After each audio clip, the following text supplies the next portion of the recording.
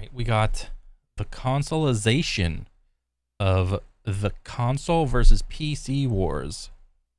This is going to be interesting.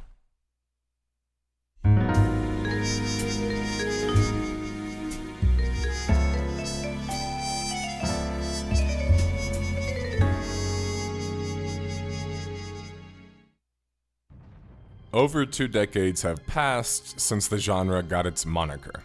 The genre would end up splitting, with some games focusing on being massive and others focusing on smaller contained worlds. This has led to more popularity than the genre has ever before seen, including through the use of launching on different platforms besides just PC. Most famously, Sony and Sega were the first to go online with their console MMORPGs and MMORPGs of their own in the early 2000s, two titles that entered my orbit shortly after their launches and kind of would bring JRPGs to online. Oh my god, it was Phantasy Star Online. I remember my buddy tried to get me into this, and I was just like, nah man, this ain't it. But he was constantly trying to beg me, dude, it's good, trust me, it gets better. And I was just like, bro, this is too wonky for me. RPGs too. I have been steadfast, however, that the consolization, as I'm dubbing it, of virtual worlds will lead to ultimately smaller, less in-depth worlds and is a negative in the big picture of things, at least when trying to make a massive world. I wanted to make this video because I feel like players don't really recognize the negatives that come with a game being primed or adapted to console, especially if it was built with that in mind. And not just because it can provide negatives, but that in the bigger scheme of things, it seems to shrink the overall scale and ability to execute said virtual worlds too. The positive should and well, there's two routes that I know of, or in the basic sense. So it's okay, you have a game dev and they decide they want to make a game and they'll either release it on PC and console, or they just make it for just PC or just console, or so there'll be those routes. But sometimes they will design it for console first and then port it to PC, and then it'll be pretty obvious. Or they decide to make a game for PC first and then port it to console. So there's multiple things that a game dev can do. I mean, whether or not it makes the game feel smaller, I mean, I don't know. I'd probably have to be convinced. Will be mentioned too, with plenty of good examples to choose from. I simply chose the biggest pioneers and the most popular. This is the story of console virtual worlds. Okay. I'd like to welcome this video's sponsor, Babbel. Babbel is a premium subscription-based language learning platform that is available in 14 different languages. It's developed by over 150 expert linguists, and Babbel has already helped millions and continues to help millions more quickly and confidently have real-world conversations in a new language. Babbel has Spanish and Portuguese, for example, so I can practice my Spanish and brush up on my Portuguese. What languages are you interested in? There's a good chance that Babbel has it. Babbel American? I want to speak American, brother. is special because it's scientifically proven to help you start speaking a new language in just 3 weeks. And the lessons themselves are also designed by real language teachers. The best part is, if you aren't happy with Babbel, well, it offers a 20-day money-back guarantee, which means, what are you waiting for? I think whenever I graduated from high school, you had to have 2 years of a foreign language, and I took Spanish 1 and Spanish 2. About the only sentence that I can consistently say or remember, and this is gonna sound stupid, is "Tengo una fiesta en mi pantalones y tu invitado," and that's just the basic. There's a party in my pants and you're invited. Or you could just add on what was it? Y tu madre invitado, for an insult, and it's your mom's invited. It's that's literally the only thing that I took away. Most of the time when me and my buddies were taking Spanish, we were while we were in it, we were decent at it and we got all our work done and shit. But and it's so funny because we would sit in the front row and but way in the corner. We wouldn't be front row in the center. We'd be front row in the corner. and we do all our work, but after we got all our work done, our Spanish teacher was so cool. She just let us play Pokemon, like on our Game Boys and shit. And I was always destroy my buddies in the game. It was so cool, man. Start now and start learning a new language in 3 weeks with Babbel. Check out the link in the description to get up to 60% off of a lifetime subscription. Thank you to Babbel for sponsoring this video. Sega would strike first with Phantasy Star Online, pioneering online RPGs on consoles and pioneering them, period, in Japan. Okay. Launching at the turn of the century in 2000. My buddy tried to get me into this. The term MMORPG had been coined, though it wasn't commonplace yet, with multiple titles launching under the moniker, such as Ultima Online, Asheron's Call, and EverQuest. PSO, or Phantasy Star Online, was different. Whenever I was younger, I just did not PC game because I was under the assumption that you had to be like some sort of rich to have like a computer. And the very first computer that we got, it was like some fucking big ass, CRT monitor computer with like it's like deep, and it's got like the rounded screen. And what was it? I don't remember if like we had like a tower or if there was like a thing that you put underneath the monitor and then you set the monitor on top, and then you had the keyboard. And I remember tons of times where we would like start getting a shitload of those little AOL discs, like America Online disc, like in the mail, like constantly. And then I would just like re-up those to like keep our internet. And yeah, it was a blast back in the day when the internet was just like budding into its like the early days of it. Though PSO was almost the perfect. Yeah, because like in the beginning, I was mostly like a console bro because I didn't know diddly squat about computers or how to make them. What was it? I was just like, yo, all my friends got consoles, so I need a console too, mom. Perfect game for consoles, having a more action RPG focus and style of play that lent itself very well to using a controller on a console like the Sega Dreamcast, the GameCube, and then the Xbox. PSO had little abilities and more of a focus on attacking with your main weapons. The smartest part of the entire arrangement is the controller scheme didn't really affect the gameplay nearly at all because PSO divided its RPG and most of its social elements into hub zones where combat doesn't really exist. That's doubly worth mentioning because oftentimes the console versus PC war really is just kind of a proxy battle of controller support war. PSO was Diablo, with a third-person action combat style and a Japanese approach to gaming and immersion, which— You know what this kind of reminds me of, just seeing this? This kind of reminds me of, like, Monster Hunter, it seems. Like, very basic controls, very, like, basic graphics. You have, like, your one main weapon that you use, and you just spam that move over and over again. And there'll be, like, random monsters, but they won't be, like, that hard. It's just, like, you're doing the thing. Ended up being a magical formula that completely transformed their industry and still sees not only the success of PSO itself today, but the success of PSO's children too. Japan would strike with yet another industry-changing online RPG, being pretty much the pioneers of console online RPGs, just shortly after PSO's launch, May of 2002. Was this Final Fantasy XI was far more massive by comparison to PSO. Bro, like, I remember going to my buddy Kyle's house and him showing me this, and I always remembered it would look blurry or sandy.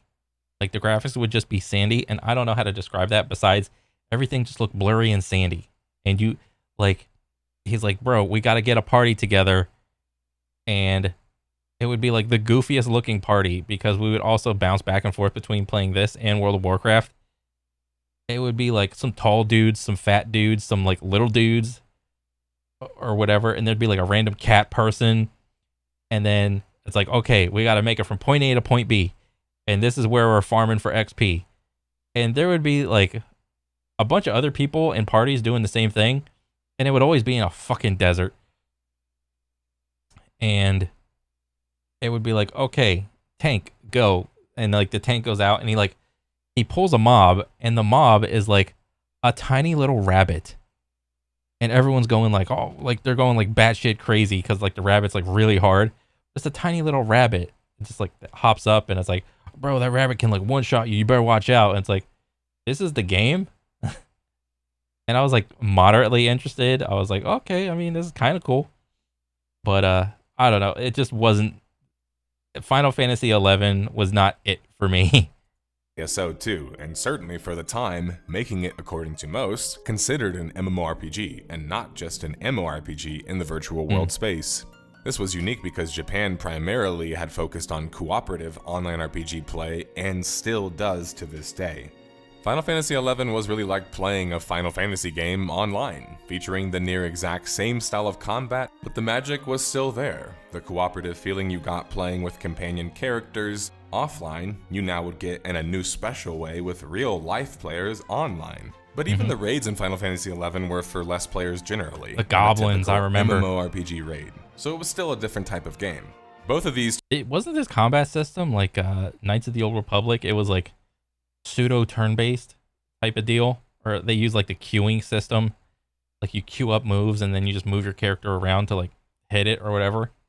Two titles would see immense success with similar, albeit different, overall formulas. But what is unique about these two titles the most is that the fact that they were originally created with and for consoles in mind, yet it didn't seem to hurt their gameplay execution in any way. In fact, the fact that they were specialized for consoles is what made them so successful, especially in an era where consoles were still king. Yeah, because if you said the word MMO, you all immediately thought like, oh, PC. But since there were a couple games that like bridge the gap in that of Final Fantasy 11 and Phantasy Star, it was like, oh, you can have an MMO or an MMORPG and get away with it and play on console. So, I mean, that was pretty cool. And I had friends that played it, but it just wasn't for me. The West would finally answer with a console online RPG of their own. Well, a couple. This time, none other than in the EverQuest universe, though not EverQuest 1 itself, but a spin-off title made for consoles dubbed EverQuest Online Adventures. Oh. EverQuest Online Adventures might have had its issues, as Metacritic states. Much like we have been explaining, the game loses some of its complexity in an attempt to appeal to console fans and work on a console. EverQuest Online Adventures was a different approach though, and one that I kind of found no faults with, and much like the previous two I mentioned as well. EverQuest Online Adventures was almost like doing a demo version of an already massive and successive MMORPG, and was quite beloved at that, considering it never quite got the same support, and it was shuttered quite quickly. Another interesting example is Dust 514. Now, I know some of you are this game just looked like, I've only seen like 2 seconds of this, but like, this seems like a game I probably would have played. I just didn't. Probably thinking, well, it never launched, so why are you using that as an example? But I wanted to use it because I think it's an interesting mix of a PC and console online game, having separate gameplay for both, but both tied together ultimately. At least, it was supposed to be. In a sense, it's almost like an expansion just for console gamers naturally, which I thought was an interesting idea. Too bad it had too many issues and never saw the light of day. I do think that this approach could be still done, but in this modern age, it is far more likely to be found being done on mobile devices. And even then, mobile gaming can be an even worse form of consolization, having to further shrink the scope and scale of the game in nearly every way. You know what I think one reason to add to the list? I mean, I don't know, maybe you'll touch on it. The mere fact that a PC has access to a keyboard, and back in the day, like early consoles did not have access to a keyboard. And if you wanted to talk to someone like on PC for like an MMO or like an open world game or something like that, it was as easy as hitting like enter and then typing away, hit enter again, and it just sends it out to either like trade chat, party chat, just a chat, general chat, like just for people around you to like see. And on console, if you wanted to do that, I would imagine there just was no real good way to like communicate, because it wasn't until I think the 360 was like one of the first consoles to implement like that fucking, what do you call it? That like keyboard plug-in thing where it's like a tiny little keyboard and you could like type on it with your thumbs or whatever. But like a lot of the games you mentioned, whatever system they were on probably did not have that feature. And I think the ability to just type away like something really quickly, like a thought, adds to the I don't know, the vastness or the scope of a world with how easy it is to communicate with people. Because if you're just like walking around and you like trying to say something like, how do I do this, how do I do that, and you're just like a silent person, a silent character, you're not gonna feel like the vastness of like a game, really, I would say. I have been banging this drum for a while though. I just wish we could see more companion app mobile games, like ones that let you check the auction house, or message your friends, or do mini games or certain crafting, kind of like Ragnarok had. I just think that there is a massive wealth of innovation and money-making potential there that's just untapped, without having to fully commit to making a game for that specific platform. Things would change after 2010 and keep changing, because now we started to see different strategies being utilized by MMORPGs and MMORPGs attempting to attract console audiences. This is like the first time I'm hearing the word like MMORPGs, multiplayer online, or like role-playing game versus like massive multiplayer online or like role-playing game. I only thought it was MMO, and I like if it was like a multiplayer game, you just say like multiplayer, and if the game had online, it was just online. But to have like an in between category, I don't know, it just felt weird. It was just a weird thing. This is the period I actually call the consolization of virtual worlds or MMORPGs. Neverwinter, Star Trek Online, ESO, and yes, even Final Fantasy XIV to a lesser extent, were all culprits. Starting with the first two, both games had their gameplay severely reduced in ways that allowed for console play, which for both series made for poor play when compared to the best games in those particular series. For example, Neverwinter Nights 1 allows you to do far more online than Neverwinter Online does, and it's not even close, having played it pretty religiously. However, it's a PC title, and it was exclusively for 16 years until it was recently ported to consoles. With ESO, it's interesting, right? Because the Elder Scrolls was already playable on consoles, and in fact, it's how I played them for the first time. The interesting parts are that the game is clearly designed for consoles in the case of ESO, seemingly first, with UI and abilities being intuitive for controllers and console players, while also trying to appeal to PC players with MMO aspects. The problem is it makes for arguably the worst combat in TES history, as it's non-ironically labeled the worst part of the game. This is not to say that oh my god, if your game, like that's like a core part of the game is like the gameplay loop, like the core gameplay loop, and usually that's tied to like combat with a lot of these like games where your sole purpose is to just take away the health bar. If you can't even get the combat right, then you got to go back to the drawing board. But understandably, like I've never really played any of these games. I've only just like seen people play them, really. ESO couldn't have just been more of an action game and the controllers wouldn't have thrived there, but it shows that there are issues with consolization, I believe. Finally, Final Fantasy XIV, to a lesser extent, is an example. While totally functional and successful as a PC title, it had to give up serious concessions to function on consoles as well. The best example of this is the combat system itself, which some might feel the GCD is long because of tactical reasons, but the GCD is long due to latency and consolization. Other things that are noticeable are having less than 250 and 200 player count. I thought like the global was just really long because they wanted the combat to not be as like fast paced and action packed as like World of Warcraft, because I think at the time like World of Warcraft had like what, like a 1.5 or like a 1 second global on all their abilities. But Final Fantasy like came walking around. It's like, oh, it's a 2 second global. So combat is gonna be like, it's gonna be slower. You're gonna be able to react to shit more easily, and essentially that's like just lowering the skill ceiling so more people can play and enjoy the game more. Essentially, caps for certain zones. I don't think it's debatable that although Final Fantasy XIV is perfectly fine on and off console, because the fact that it was engineered for consoles, it had to sacrifice aspects of its combat system and its massiveness for the worse. I mean, compared to any other Final Fantasy game, the combat, for example, probably is some of the worst. Though that doesn't mean that it isn't fun, clearly, especially with so much more to play and experience in Final Fantasy XIV, like, for example, the story. Still, it should be worth mentioning that even with a very fair approach like Final Fantasy XIV, there's still always going to be some type of technical limitation. My point ultimately wasn't to say that you can't have or you shouldn't have online RPGs, massive or not, on consoles. I think that there's been some great examples of this, some that have even pushed the industry forward completely. There are many ways to go about introducing a console or even mobile audience into the fold, and I applaud developers for attempting to do so, with so few doing it. The problem is the newer age of console-based virtual worlds had to make concessions I would argue in the end they were better off not making. Something I want to mention before console players feel too targeted here negatively is that I think that controller support on PC is a much better option and basically accomplishes the same thing. Now I know people will argue about that, but I have a PC.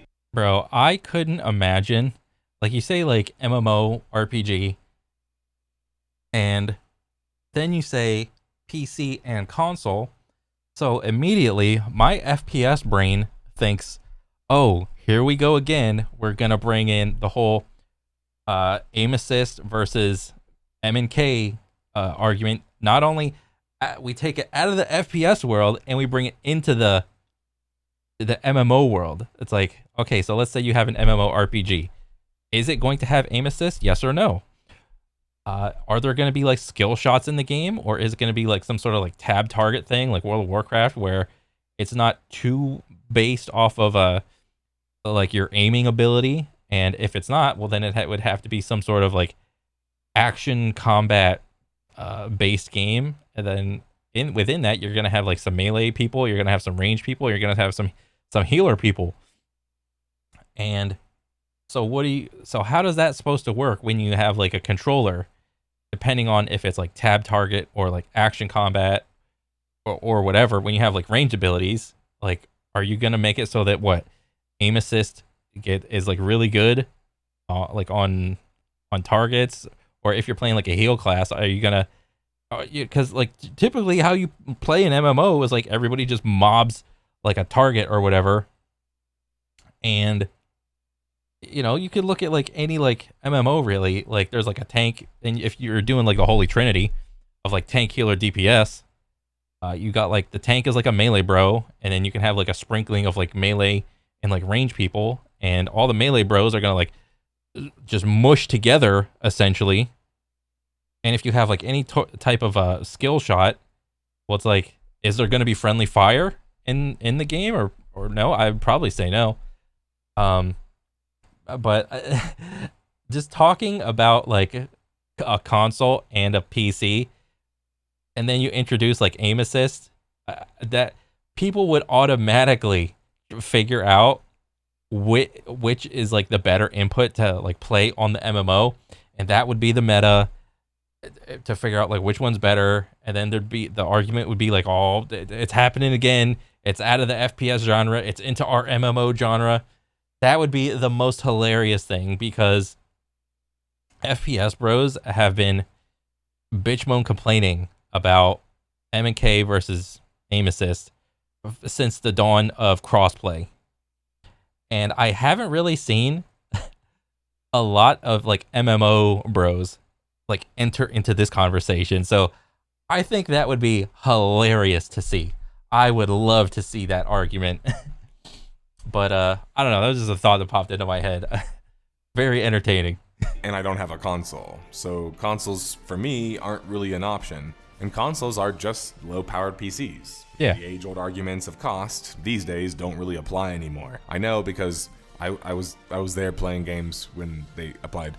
Anyway. While this is very opinionated of me to state, I feel us building virtual worlds for those dated consoles is holding and will continue to hold our industry back. And the final thing to end on is that the consolization of virtual worlds is directly opposed to pushing the limits, ultimately, of massiveness in a virtual world. Yeah. What I mean is this. If you want MMOs to be as big as possible and feature crazy world-changing mechanics, yeah, you need to have really good technology, you gotta have a really good PC. Just period. I mean, but like conversely, it's like modern day consoles are actually getting up there with like at least like low to mid end range PCs. Like what's like, was it the PS5 and the Xbox? I don't know what it is. One X, the X Bone. I don't fucking know. I haven't owned a console in like forever, but yeah, I think like isn't it like modern day consoles are like at least somewhat comparable to like mid-range PCs, kind of. I mean, and we're not even talking about like cloud gaming entering the mix. That's supposed to be like a thing eventually, but yeah, we'll see. Mechanics, maybe even be virtual worlds, and ask all of that to be possible on console, and asking all of it in this modern age is just asking for a lot of optimization, or in other words, heavily descaling aspects of the game. Yeah. While in the future, if consoles even still exist as hardware platforms, it's possible massiveness could still be achieved and better achieved. It's just hard to argue it's going to be as easy when you're dealing with a less powerful piece of machinery, and a unwieldier one at that. Thanks for watching. Yeah, that was a good video. I like that. That was pretty cool. I do think it. I don't know if an MMORPG has like done this already with the thing I like said before, of like it including aim assist versus like a M&K setup that does not have aim assist, or like what would be the compensation factor? Like, you just give M&K aim assist as well, or whatever. I don't know. I think that's like an interesting conversation to have. Not only the FPS bros, but the MMO bros enter the fray in that argument. But yeah, for the most part, it does seem like if you want to play an MMO, just get a computer. And like, it's not just like, you don't have to learn how to build a computer. You could just buy a pre-built one. Modern day like pre-built sites are like pretty freaking good now. But I mean, I don't know. It's like, what was it like over the last year or so, or 2 or 3, maybe like 5 years? It hasn't like the Xbox versus what do you call it? The PlayStation console wars or whatever. Hasn't been PlayStation been like just absolutely destroying Xbox in terms of like just unit sales or whatever of the console? Like, what was it like last year? Only like 5 to like 7 million units got sold, but like the year. But also last year, if you want to compare like PS5, it wasn't like 20 million units got sold or something like that. And then Xbox just like had to throw in the towel, and they're just like, okay, yeah, we're gonna slow down our support for Xbox, and we're just gonna allow like crossplay or some shit in there in a lot of games now. Well, I think there will always be an audience for people that just want to play video games but don't want to like buy a computer. But maybe that audience is growing in that like people are becoming more educated, and they just know that consoles will always be like the lesser piece of hardware. And it's just like, oh, well, I don't know how to build a computer, but I know how to fucking just go on like some website and just buy a pre-built, have it mailed to me, and do like the basic setup of one. Maybe that audience is growing, but I could be wrong. But yeah, I think I would agree with you. The consolization of like MMOs, at least, do tend to just make the game smaller. It is what it is. But yeah, I thought it was an overall pretty good video. I liked it, and I want to see more. But that's pretty much it for me. I'll catch you guys on the next one. All right, later.